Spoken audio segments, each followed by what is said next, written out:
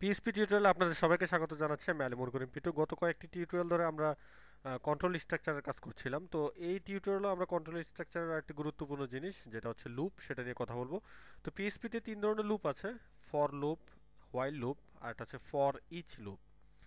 এই টিউটোরিয়ালে আমরা দেখবো হচ্ছে ফর লুপ। তো চলুন শুরু করা যাক। তো আমি নোটপ্যাড প্লাস প্লাস ওপেন করে আমার যে ফাইলটা আছে সেটা সেভ করছি। তো সেভ করার জন্য ফাইলে যে সেভ অ্যাজ, তারপর চলে যাব হচ্ছে কম্পিউটার, লোকাল ডিস্ক সি, ওয়াম্প, ডাব্লিউ ডিরেক্টরি। এখানে যে ফোল্ডার আমি ওপেন করেছি একটা টিউটোরিয়াল নামে, সেই ফোল্ডারে যে আমরা লিখব হচ্ছে ফর ডট পিএইচপি। ফর হচ্ছে এটার ফাইলের নাম, আর পিএইচপি হচ্ছে ফাইলের টাইপ। এখন সেভ করে আমরা এইচটিএমএল এর যে বেসিক যে কোডটা আছে, আমি জাস্ট মাঝখানে এটা কেটে দেই। বেসিক কোডটা আমি এখানে পেস্ট করলাম। তো এটা কিভাবে লিখতে হয় আমি এর আগে বেশ কয়েকবার বলেছিলাম যে বেসিক কোডটা সম্পর্কে, যে এইচটিএমএল ট্যাগ দিয়ে শুরু, সেটা হচ্ছে শেষ এইচটিএমএল ট্যাগ দিয়ে। হেড আর বডি থাকে মাঝখানে, হেডের মাঝখানে মাঝে থাকে টাইটেল, যে টাইটেলটা হচ্ছে যেটা বুকমার্ক করলে আমরা যে নামটা পাই সেটা হচ্ছে এই নামটা। আর থাকে বডির মাঝে হচ্ছে মেইন কন্টেন্টটা, যেটা হচ্ছে আপনারা দেখতে পাচ্ছেন যে পিএইচপি ট্যাগ দুটো ইউজ করা হয়েছে। পিএইচপি শুরু করতে হয় কিভাবে সেটা আমরা আগে টিউটোরিয়ালে থেকে শুরু করে সবগুলো টিউটোরিয়ালে বলেছি, যে less than sign question mark PHP, তারপর হচ্ছে গ্রেটার দেন সাইন পিএইচপি, মাঝখানে আমরা লিখব পিএইচপির কোড। তো লুপ শুরু করার আগে লুপ কেন দরকার সেটা আগে বলি। তো তো একটা এক্সাম্পল দিয়ে দেখাই। ধরুন যে আপনি 1 থেকে 100 পর্যন্ত যোগ করবেন। তো আমি যোগ করা শুরু করলাম: 1+2+3+4। আশা করি যে এইভাবে করে আপনি নিশ্চয়ই যোগ করবেন না, অর্থাৎ 1 থেকে 100 এভাবে লিখে লিখে যদি যোগ করেন তাহলে অনেক সময়ের ব্যাপার, এবং সেটা খুবই বিরক্তকর একটা ব্যাপার। তো সেই বিরক্তি থেকে মুক্তি দেওয়ার জন্য আপনার জন্য চলে এসেছে লুপ, সেটা হচ্ছে ফর লুপ, যেটা আমরা এই টিউটোরিয়ালে দেখাচ্ছি। পরবর্তী টিউটোরিয়ালে আমরা দেখাবো while loop.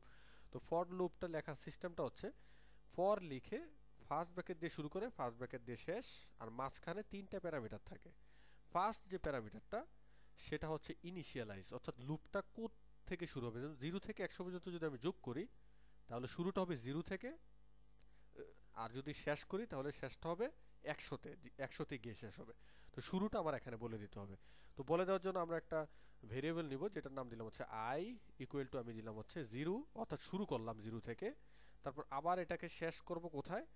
I less than or equal 100, অর্থাৎ 100-এর সমান হলে সেটা শেষ হয়ে যাবে। তারপরে যেটা করব সেটা হচ্ছে যে ইনক্রিমেন্ট এবং ডিক্রিমেন্ট, সেটা হচ্ছে লাস্ট স্টেটমেন্ট বা লাস্ট আর্গুমেন্ট, যেটা সেটা দিতে হয় লাস্টে। তো লাস্ট আর্গুমেন্ট আমরা যেটা দিতে যাচ্ছি সেটা হচ্ছে যে ইনক্রিমেন্ট ডিক্রিমেন্ট, এখানে যেটা বলতে বোঝাচ্ছে আই সরি ডলার সাইন অবশ্যই দিতে হবে, কারণ পিএইচপির যে কোনো ভেরিয়েবল লেখার জন্য ডলার সাইন দিতে হয় আগে, তারপর আই প্লাস প্লাস। তো এখানে যেটা আই প্লাস প্লাস মানে সেটা হচ্ছে যে 0 থেকে যে যোগটা করবে বা 0 থেকে যখন কাউন্ট করবে সেটা কিভাবে কাউন্ট করবে, 0 1 2 3 এভাবে, নাকি 0 2 3 4 এভাবে।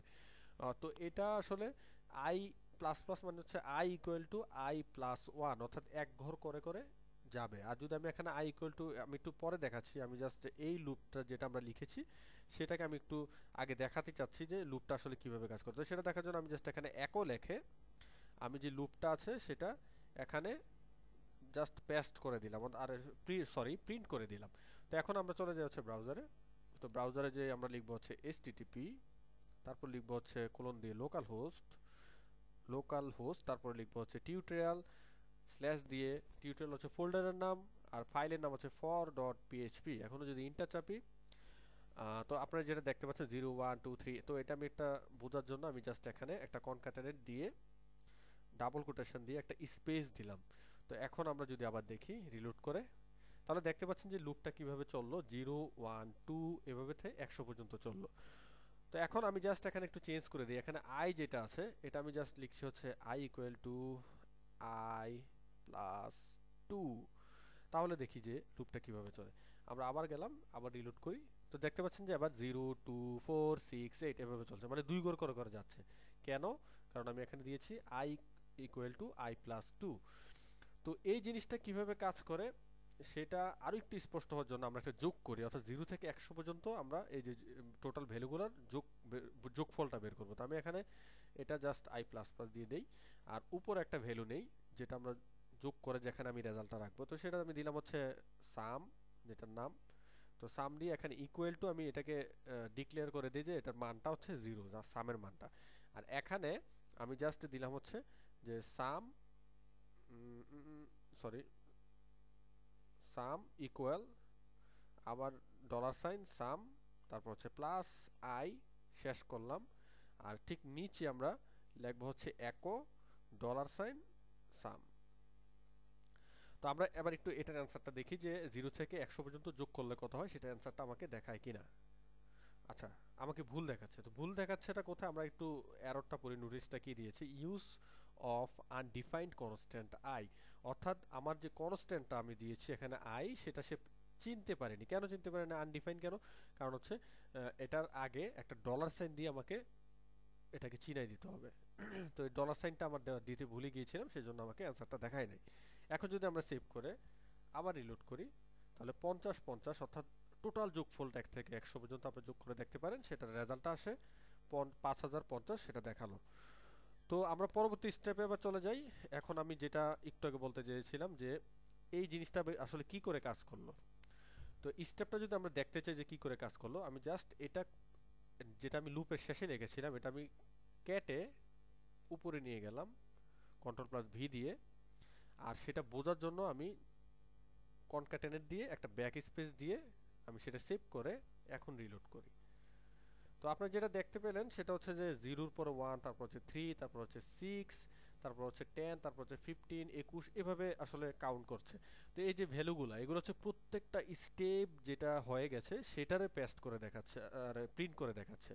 অর্থাৎ প্রত্যেকটা স্টেপ যখন ফিনিশড হয়ে যাচ্ছে, অর্থাৎ যে কোনো একটা স্টেপ যখন আমার এক্সিকিউট হয়ে যাচ্ছে, এক্সিকিউট হওয়ার পরে সেই অ্যান্সারটা আমার এখানে দেখাচ্ছে। যেমন আমি একটা এবার একটু যদি দেখি, এখানে সামের মান হচ্ছে 0, আমরা এখানে দিয়েছি, এখানেও সামের মান 0। আর আয়ের মান যখন ফার্স্টে 0 হবে, তখন সামের মানটা হবে 0।